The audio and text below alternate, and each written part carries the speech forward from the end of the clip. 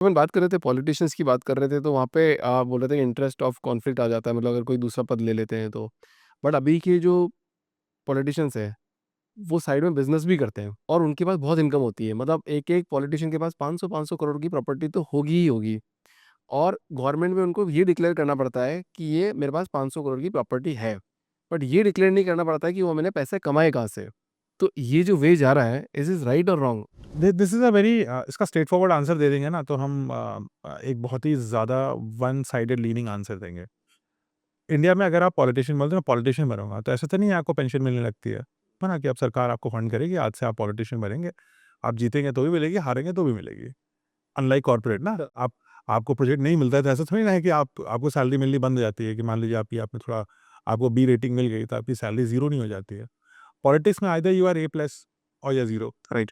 So one has to, so there's no harm in having a source of valid income. हम्म। देखो अगर वो नहीं करेंगे तो फिर तो वही लोग आ पाएंगे जिनके पास इतना धन पड़ा हुआ है पहले से, पुश्तैनी धन है, फिर तो राजा महाराजा ही बनेंगे। नहीं तो आप तो उनकी कौन बात पैसे लाएगा उनकी बात लेकिन भी कर सकते हो सर पुराने। आज मैं एक बात कर रहा था। हाँ, सो देर आर सर्टेन पीपल। तो पैसा कमाना बुरा नहीं होता, गलत पैसा कमाना बुरा होता है ना? और और अगर वो ऐसा बन जाता है कि वो आपके जो जब आप पदासीन हैं, अगर आप एक मिनिस्टर हैं और उसके बाद आप कुछ और काम भी पैरेलली कर रहे हैं, तो आपके जो मिनिस्टर में टाइम आपको जाना चाहिए, जो आपको ध्यान देना चाहिए, क्या आप वो दे पा रहे हो? That is the biggest problem and it's a full time job. हाँ। The other bigger problem comes when one hand feeds the other, you know? जब आप सरकारी पद का दुरुपयोग करके अपने प्राइवेट बिज़नेस को प्रमोट करते हो, that is where there is nothing grey about it, that is corruption, हाँ। ठीक है? सो अब अगर ये हम कहते हैं कि भारत की संसद में एंड ओवर टाइम, आज की बात नहीं है, ये 20 साल का आप डेटा ले लीजिए तो 60 से 70% लोग ऐसे हैं जो प्राइवेट हॉस्पिटल या प्राइवेट कॉलेजेस या किसी प्रकार का प्राइवेट एजुकेशन या हेल्थ केयर इंस्टीट्यूशन चला रहे हैं। उसके डायरेक्ट कंपटीशन में सरकारी इंस्टीट्यूशंस हैं।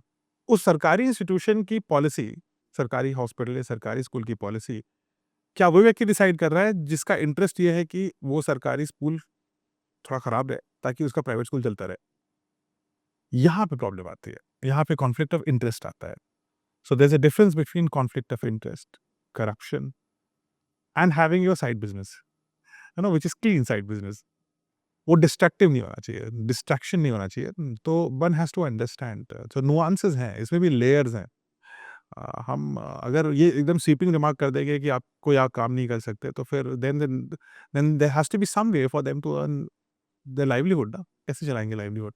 फिर कोई ऐसा व्यक्ति आएगा ही नहीं, जो कहता है कि भई ये मैं पॉलिटिक्स पैशन के लिए कर रहा हूँ और मैं फर्स्ट जनरेशन हूँ, I am a first generation person, I have built my self, तो वो आ ही नहीं पाएगा। आप ललित नारायण मिश्रा जी के बारे में जानते हैं जो फर्स्ट कैबिनेट मिनिस्टर भी रहे हैं बहुत साल पहले और उनकी 1975 में उनको बम से उड़ा दिया गया था और शायद वो होते तो प्रधानमंत्री भी बन सकते थे। तो मतलब उनके भी रूट मतलब आज 50 साल बाद उनका एक केस वापस रीओपन करता है उनका पोता कि यार हमको आज तक जस्टिस नहीं मिला है कि उनको बम से किसने उड़ाया है, किस कौन क्या मकसद था उनका। 50 साल बाद भी लोग उनको याद कर रहे हैं उनके अच्छे कामों की वजह से। हाँ। आजकल के जो नेता है वो अच्छे काम तो कम कर रहे हैं और अपनी राजनीति ज़्यादा खेल रहे हैं। 2 तरह की राजनीति होती है, एज़ पर डॉक्टर कलाम, पॉलिटिकल पॉलिटिक्स और डेवलपमेंटल पॉलिटिक्स। हुँ। पॉलिटिकल पॉलिटिक्स मतलब रिटॉरिकल पॉलिटिक्स, छींटाकशी होती है, लोग स्टेटमेंट देते हैं, बयानबाज़ी करते हैं। हुँ। तो डॉक्टर कलाम कहते थे कि 30% पॉलिटिकल पॉलिटिक्स होगी, आप उसको रोक नहीं सकते, नहीं हो दैट्स सकती। How it is. 70% डेवलपमेंटल होनी चाहिए। और उनका जो सबसे बड़ा दुःख था वो ये था कि उल्टा होता है। हम बहुत ज़्यादा रिटॉरिकल और पॉलिटिकल पॉलिटिक्स में चले जाते हैं और डेवलपमेंटल पॉलिटिक्स एजेंडा नहीं बचती। हुँ। That is what needs to change. So I think इसके लिए 2-3 जनता को भी समझने की ज़रूरत है कि वन हैज़ टू एक्सप्लेन कि डेवलपमेंटल पॉलिटिक्स का फ़ायदा क्या होगा आपको। That explanation part has to be done very well. तो I think it's also good to have some sort of a training. और ऐसे कुछ इंस्टीट्यूशंस भी विदेशों में हैं, इंडिया में भी आने की कोशिश करी। It's not a very successful project right now but it should become eventually, where developmental politics is taught and how to communicate developmental politics is also taught. One trend which has emerged especially in the last 15 years in India ही नहीं, ये दुनिया का trend है। This current US elections for instance are the worst in terms of language. हाँ, right. मतलब एक व्यक्ति वो उसको बोल रही है ये कि ये नाज़ी है, ये तो हिटलर है, ट्रम्प तो हिटलर है। ट्रम्प बोल रहा है ये तो पागल है, साइको है, इसको कुछ आता ही नहीं है, और this is the kind of words which he are using. और बाइडेन को बोल रहे हैं ये इसका मंदबुद्धि है। मतलब these are senior stalwarts of politics, और एक-दूसरे को ऐसी बात कर रहे हैं। सो इमेजिन जो इनके नीचे लोग बैठे होंगे, वो लोग भी ऐसी बातें करेंगे। बिल्कुल। और वही इंडिया में भी होने लगता है। तो और इसका part of the reason is hate is very easy to sell. Human mind responds to fear. आप डर, सबसे पहला रिस्पॉन्स होता है डर, जान बचा के भागता है आदमी। दूसरा रिस्पॉन्स होता है लालच, मेरे को कोई हिस्सा मिल जाए। तो ये डर and hate is very easy. It's very easy to hate and find a reason to hate someone. Hundreds of reasons, कोई आपसे बेहतर कर रहा है तो भी आपको जेलसी आ जाती है। तो human tendency is towards negative emotions, and that coupled with social media where algorithms are built to promote hate, है ना? अगर आप अच्छी बात करोगे तो आपकी पोस्ट वायरल नहीं होगी। राइट। अगर आप गलत बात करोगे, किसी को टारगेट करोगे और उसका हैशटैग लगा दोगे और फिर सब मिलकर टारगेट करेंगे, तो हेट तेज़ी से फैलता है और एल्गोरिथम उसको ऊपर पुश कर देती है। राइट। टू द एक्सटेंट कि उसमें कंटेंट बनाने वाले, आपको पता है ट्विटर में 43, ट्विटर अब एक्स हो गया, हाँ, 43% content is generated by bots which are purely peddling hate and negativity. So bots बना रहे हैं कंटेंट और हम उनसे लड़ रहे हैं। वो 24 घंटा कंटेंट बनाते हैं, हम रात भर जग करके उस बॉट से लड़ते जा रहे हैं। मुझे पता नहीं वो बॉट है। मेरे को बॉट पता होता तो मैं तो उसको साइड कर देता, ये क्या है? ये तो जिंदा भी नहीं आता उसको यहाँ से। But nobody nose whether I am real और नॉट। जिससे मैं बात कर रहा हूँ वो तो पता नहीं कौन है। राइट।